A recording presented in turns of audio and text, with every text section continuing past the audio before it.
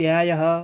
कुमारजी आज्ञा गर्नुहुन्छ, हे अगस्त्य मुनि, तिमी एकचित्त भई सुन। अघि यो संसारमा पद्मकल्पमा जलमय छँदा परब्रह्मा स्वरूप विष्णुले जलभित्र योगमायासित शयन गरी रहँदा विष्णुका नाभिदेखि सहस्त्रदल हजारपात भएको कमल निस्क्यो। त्यस कमलका केशरबाट 4 मुख भएका ब्रह्मा उत्पन्न भए। ती ब्रह्मा बसी संसार सृष्टि गर्न विचार गर्दा त्यसै बखतमा विष्णुका कानेकुजीदेखि बडा वीर पराक्रमी मधु र कैटभ नाम गरेका 2 दैत्य ती उत्पन्न भए।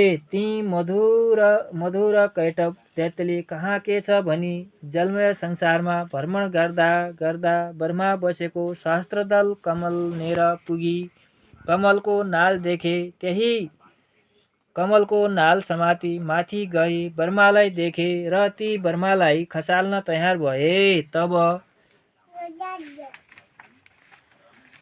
तब ब्रह्मा डराएर योगमायाको आराधना गरी प्रकट गराई बिन्ती गरे, हे ईश्वरी, विष्णुलाई जग्गा गराइदिनुहोस्। तब ब्रह्माका वचन सुनि योगमायाले श्री विष्णुलाई जग्गा गराइन्। श्री विष्णु जग्गा भई मधु र कैटभ दैत्यलाई देखि क्रोधले चाँडै युद्ध गर्न अघि सर्नुभयो। दिव्य 5000 वर्षसम्म जलाइमा युद्ध गरे, तैपनि मधु कैटभ दैत्यलाई विष्णुले जित्न सक्नु भएन र हे दैत्य हो, तिमीहरू बडा पराक्रमी रहेछ, म सन्तोष भए वरदान ल्याऊ भनी विष्णुले आज्ञा गर्नुभयो। त्यो आज्ञा सुनि मधु कैटभले अहंकार गरी भने, हे विष्णु, युद्धमा तलाई हामीले जित्यौं, त के वरदान देलास? तेरो इच्छा भए हामीसँग माग। यस्ता मधु कैटभका वचन सुनि विष्णुले, हुन्छ, म व्रत माग्छु, बाचा गर भन्दा मधु कैटभले दैत्यले तैँले मागेको हामी अवश्य दिन्छौँ भन्दा विष्णु आज्ञा गर्नुहुन्छ, हे दैत्य हो, अरू म के वर मागौँ? तिमी दुवै मेरा हातदेखि मर। यस्ता विष्णुका वचन सुनि मधु कैटभ दैत्यले भने, हे विष्णु, तिमीले कपट वर माग्यौ तापनि हामीले बाचा गरेका छौँ, दिन्छौँ, अब के गरौँ भनी मनमा विचार गरी सब जलमय संसारदेखि विष्णुसँग, हे विष्णु, हामीलाई जल नभएको ठाउँमा मार भन्दा हुन्छ भनी विष्णुले ती दुवै दैत्यलाई काखमा राखी हेलैसित मारिदिनुभयो।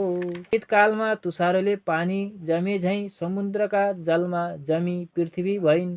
मासुले पर्वत भए, हाडले पत्थर भए। त्योदेखि ब्रह्माले अब संसार सृष्टि गरौँ भनी पहिलो 14 भुवन सृष्टि गरे। कुन कुन हुन् भने भूरलोक, भुवरलोक, सरलोक, महरलोक, जनलोक, तपलोक, सत्यलोक, यति स्वर्गका 7वटा, अतल, वितल, सुतल, तलातल, महातल, रसातल, पाताल, यी 7वटा पाताल लोकका यी 7वटा सृष्टि गरी